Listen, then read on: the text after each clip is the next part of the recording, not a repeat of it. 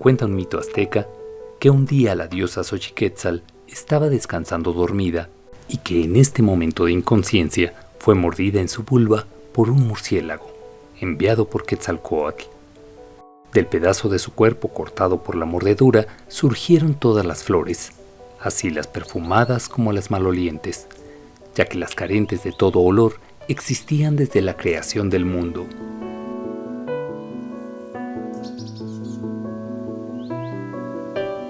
Así, algunas flores se volvieron valiosas por su olor, ya que servían como medio de comunicación con lo sagrado. Los aztecas valoraban principalmente aquellas flores que tenían un olor intenso: Cempasúchil, Cacalozóchitl o Yolosóchitl. Entre ellas no encontramos la actual flor nacional de México, la dalia, una especie predilecta que encantó al mundo entero.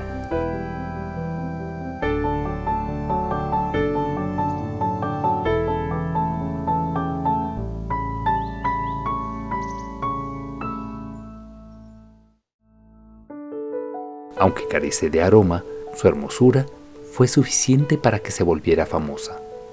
Paul Verlaine incluso la nombró en uno de sus poemas como la insensible reina de los brillantes colores que levanta su flor sin olor. Sin embargo, no siempre, ni en todas partes del mundo, cautivó con sus diversas formas y colores.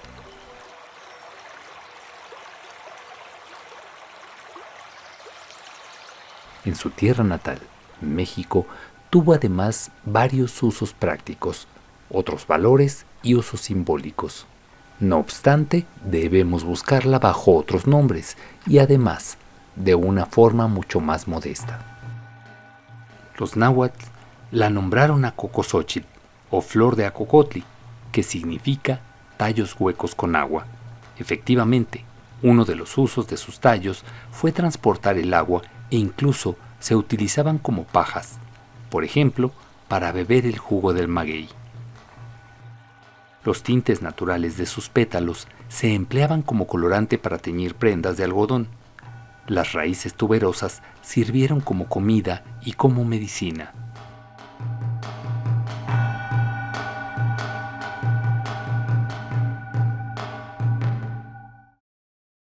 Una de las primeras imágenes del siglo XVI, acompañada con una breve descripción, aparece en el Códice Badiano, donde podemos encontrar Cohuaninepili, con la imagen de la flor de color rojizo, hojas trifoliadas y raíces tuberosas.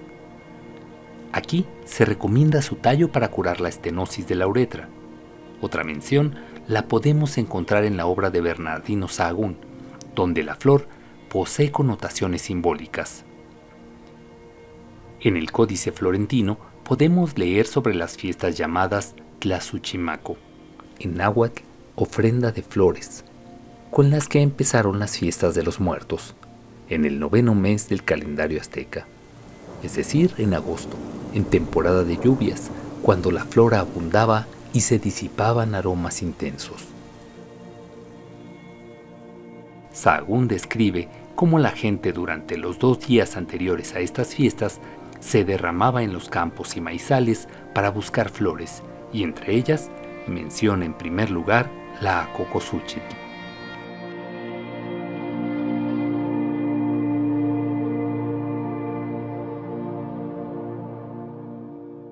Acocosóchitl adornaba las guirnaldas, ramos, coronas y también las estatuas de los dioses, y con otras flores, cantos y bailes hacía aún más brillantes las fiestas.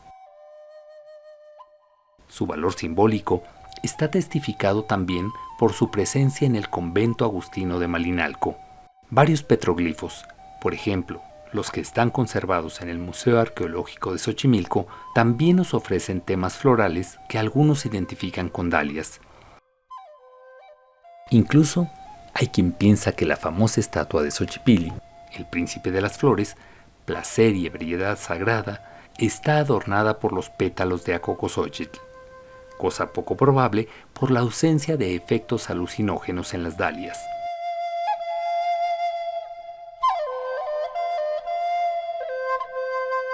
En general, en el caso de la dalia, podemos ver una tendencia a construir la fama pasada de la flor con base en su popularidad alcanzada mucho más tarde.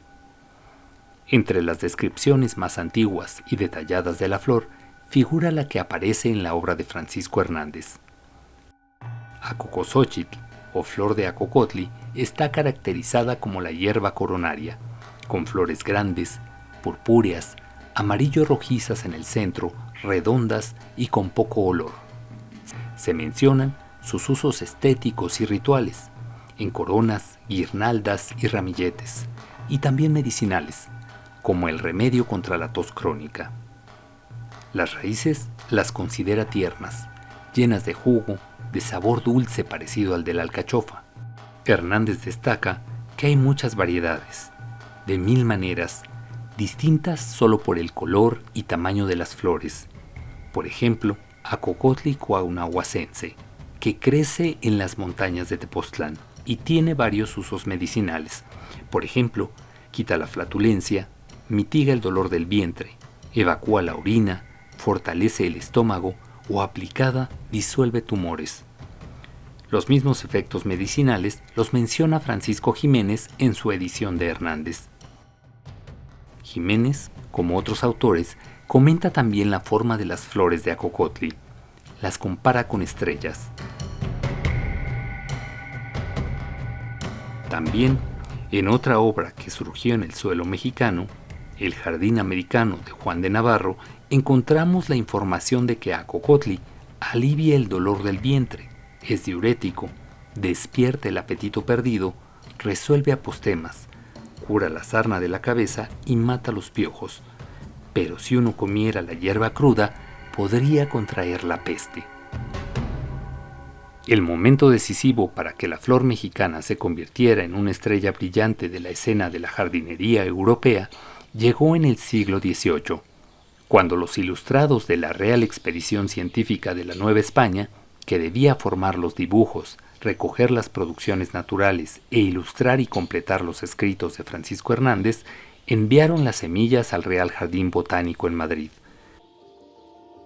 donde sus flores lucieron su hermosura por primera vez en Europa, o por lo menos por primera vez de una manera oficial y documentada.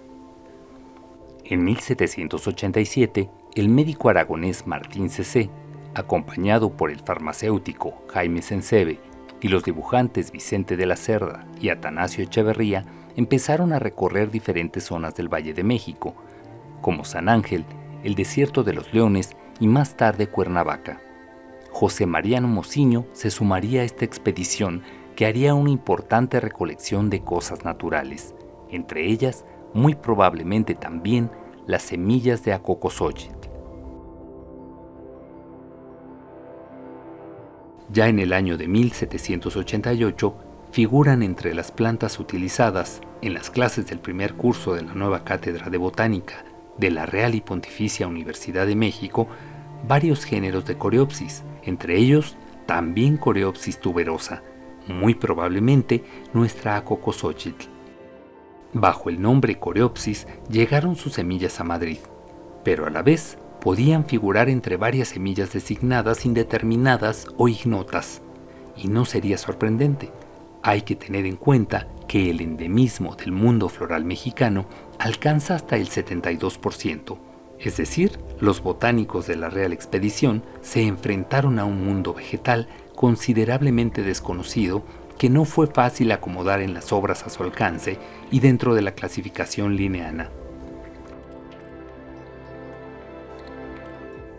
Sin embargo, a los ilustrados no les faltó confianza en sus capacidades de conocer y describir el mundo, ni nuevos métodos y prácticas de conocimiento.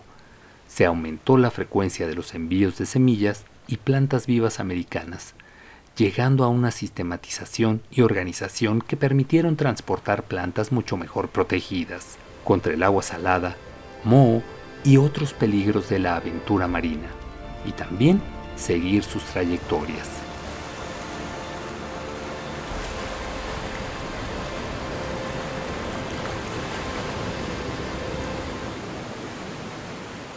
Muchas especies nuevas pronto florecerán, no solo en Madrid, sino en otras partes de Europa, recibiendo nuevos nombres, perdiendo cada vez más su memoria cultural anterior.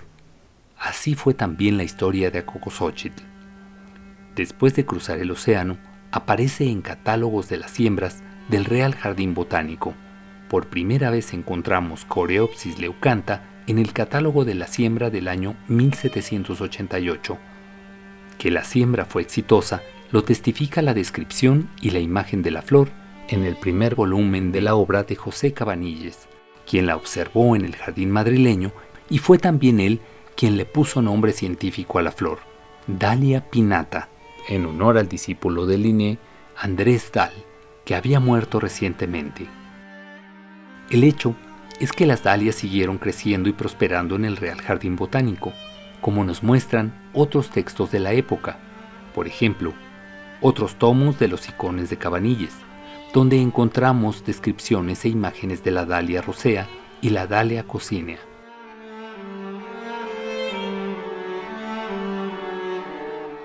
Otros testimonios sobre la presencia de la flor en Madrid nos transmite el catálogo de las plantas que se cultivaron en el jardín del año de 1796 y ejemplares de herbarios recolectados en el Real Jardín Botánico.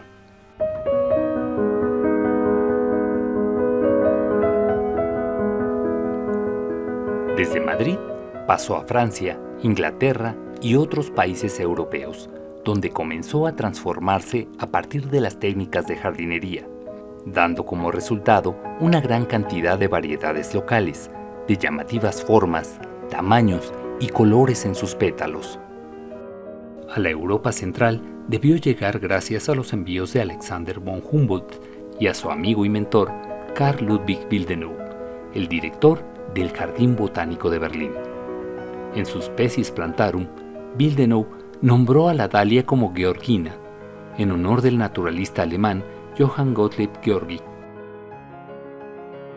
Se supone que era la primera vez que los lectores alemanes o centroeuropeos podían familiarizarse con la flor mexicana, pero en realidad la imagen de la dalia, incluso con su nombre en náhuatl y una breve descripción, circulaban por Alemania ya desde hacía al menos 150 años en la obra del erudito de Nuremberg Erasmus Franciscus. De hecho, dicho autor la conocía probablemente gracias a la edición romana de Hernández, pero tampoco podemos descartar otras vías y zonas de contacto. A los países checos debió llegar en los años 30 del siglo XIX.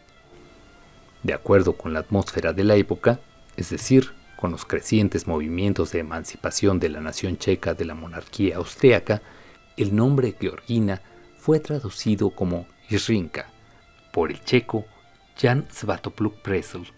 En su obra Flora Czechica no encontramos ni una mención sobre la vía alemana de la flor.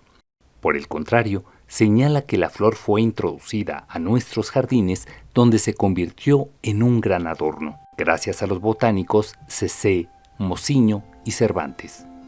Incluso menciona no solo su dimensión estética, sino también los usos medicinales y alimentarios en la tradición mexicana.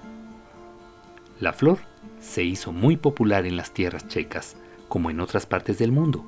A menudo quedó asociada con la belleza de las mujeres, pero también a su variabilidad, a su inestabilidad e infidelidad.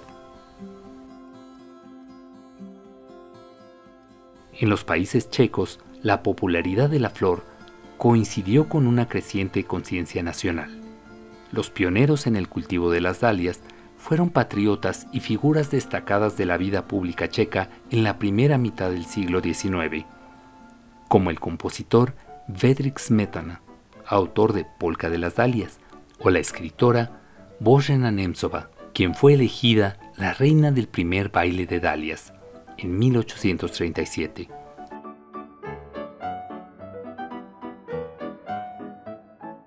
Las festividades y otras actividades de la Asociación de Cultivadores de la Dalia se hicieron sinónimos del naciente nacionalismo checo, e incluso fueron una tapadera y un pretexto para las reuniones de estos patriotas donde se desarrolló su programa político. Por extraño que parezca, la dalia se convirtió en un símbolo del renacimiento nacional y contribuyó a la formación de la identidad nacional checa. A su vez, los checos contribuyeron al conocimiento sobre la dalia gracias al botánico Benedict Russell, quien en México investigó y describió la Dalia imperialis, que ahora lleva su nombre. Pero ¿cuándo se convirtió la dalia en la flor nacional de México y en uno de los símbolos de la identidad nacional mexicana?